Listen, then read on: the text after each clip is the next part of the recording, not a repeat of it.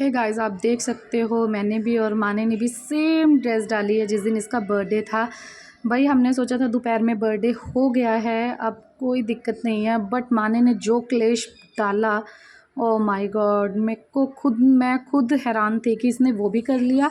हम आश्रम भी चले गए और फिर कह रही मुझे नहीं पता, बच्चों को भी बुला के लेके आओ, साथ वाले बच्चों को बुला के लेके आओ, मैं तो केक भी काटूंगी। इसने फटाफट से अपने पापा को फ़ोन किया। फिर मैंने 3-4 बजे मैं सो के उठी थी, उसके बाद मैंने पूरे एट ए टाइम बच्चों को बोला कि हाँ भाई केक कटवाना है इसका।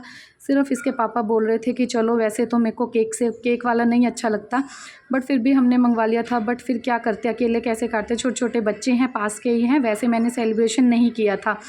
मेरे को फिर डांट पड़ी पिंकी से कि कोई बात नहीं, बच्चा है, उसका मन रखना चाहिए। तो जिया जी को तो बहुत ज़्यादा बुखार हो रहा था, बट फिर क्या करते, सामने वाले अंकल भी बुला लिए थे। मैं कभी चलो आ जाओ, इसका थोड़ा सा केक कटवा दो। फिर जाके ये कहीं थोड़ी सी खुश हुई, टॉफ़ियाँ वगैरह लेके आई मैं। अदरवाइज़ इसके पापा ने तो मना ही कर दिया था कि नहीं नहीं कटेगा नहीं, केक नहीं कटेगा, क्योंकि हम दोपहर में जा आए हैं। बट फिर मैंने सोचा, मैं क्या चलो कोई बात नहीं, रोएगी सारा दिन, क्या फ़ायदा, उसका भी कोई फ़ायदा नहीं है। तो फिर सामने से बुला लिया था, आस पड़ोस से बुला लिया था।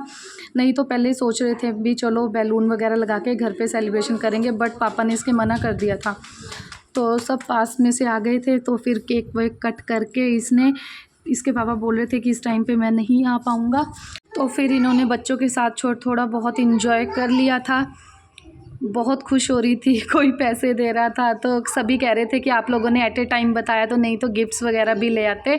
बट चलो कोई बात नहीं, आशीर्वाद ही काफ़ी होता है, ब्लेसिंग्स भी बहुत होती हैं बच्चों के लिए, तो यही काफ़ी होता है।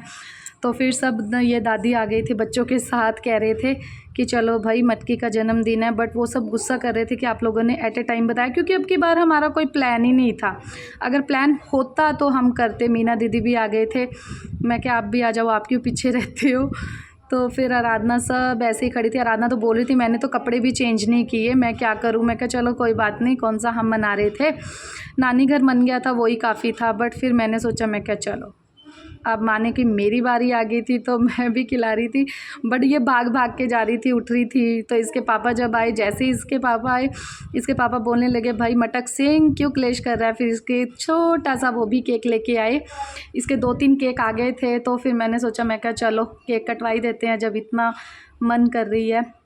तो फाइनली कट गया था। वैसे इसके पापा मेरे से बहुत ज़्यादा गुस्सा हो गए थे कि तू इसकी ज़िद को पूरा नहीं कर रही, क्योंकि ये बोल रही थी ना कि मेरे को केक काटना है, केक काटना है। आधी राज इसके फेस पे लगा रहा था।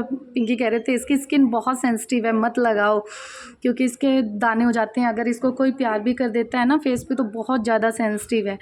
तो अभी अपने पापा की वेट कर रही थी ये, कि इसके पापा ने भी खुद से खाया और कह रहे थे कि चलो भाई मटक सिंह, आज का दिन आपके लिए।